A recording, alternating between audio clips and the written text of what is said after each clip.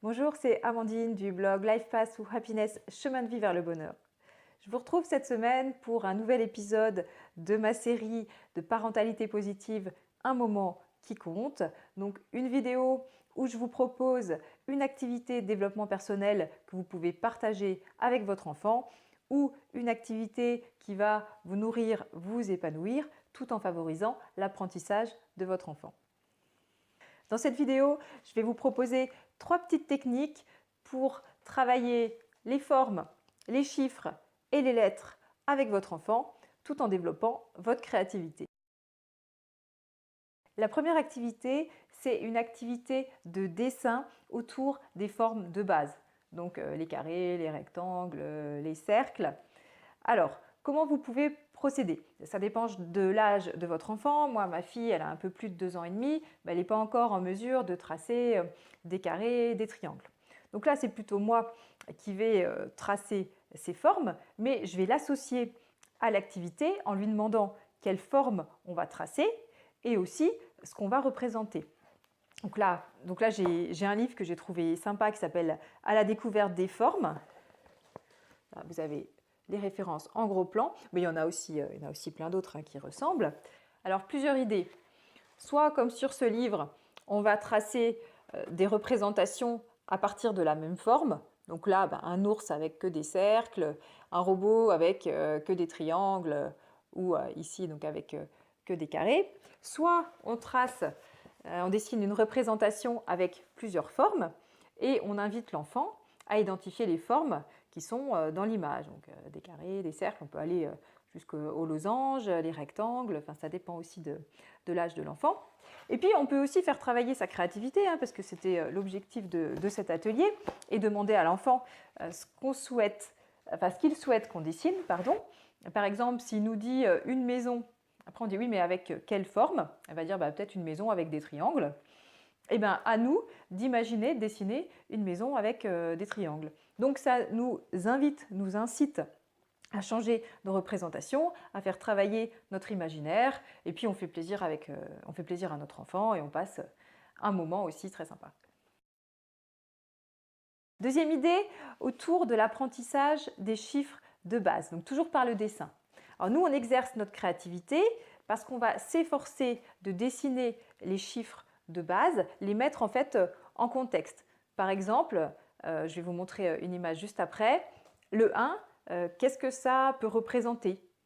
Le 2, à quelle forme ça vous fait penser? Qu'est-ce que vous pourriez dessiner pour représenter un 2?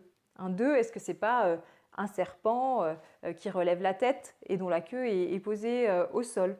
Et le 3 et le 4, vous voyez dans le livre, c'est un peu des acrobates musiciens. Mais vous, à quoi ça peut vous faire penser? À des animaux, à des objets? Laissez parler votre imagination et entraînez votre enfant dans l'aventure en essayant de lui faire deviner ce que vous avez représenté. Par exemple, le 6, ça peut être donc un serpent avec la tête et puis un gros ventre, un serpent qui a trop mangé. Donc, tiens, on peut dire à l'enfant, qu'est-ce que j'ai dessiné? Ah oui, tiens, c'est le 6, on se rappelle, le 6, c'est un serpent avec un gros ventre. Et puis après, il va pouvoir aussi reconnaître les chiffres dans un premier temps et puis plus facilement les dessiner, soit avec la main, soit dans le sable, soit avec d'autres techniques. Troisième activité, autour des lettres. Le principe est complètement identique. C'est vous, par le dessin, de faire travailler votre créativité, dessiner les lettres, et puis de représenter ces lettres, les montrer à votre enfant. Il va se familiariser avec ces lettres, donc il va apprendre à les reconnaître, et puis, dans un deuxième temps, à lui-même les dessiner. Alors, j'ai trouvé dans le magazine Flow toutes sortes d'exercices de lettrage. Donc, lettrage, c'est dessiner les lettres de différentes manières. Donc là, par exemple, vous avez un A en cornet de glace. Il vous invite à dessiner un A avec des plumes, ou un A avec des cheveux, ou un A un peu fleuri, avec des feuilles ou des fleurs. Donc de votre côté, lâchez-vous, essayez de dessiner les lettres de façon dont vous n'auriez jamais imaginé. Regardez autour de vous les objets du quotidien. Ah tiens, des pinces à linge, je dessine un P avec des pinces à linge. Ne vous bridez pas. Et puis vous invitez votre enfant dans l'exercice à reconnaître la lettre, ou alors vous allez imaginer avec lui à quoi peut ressembler la lettre.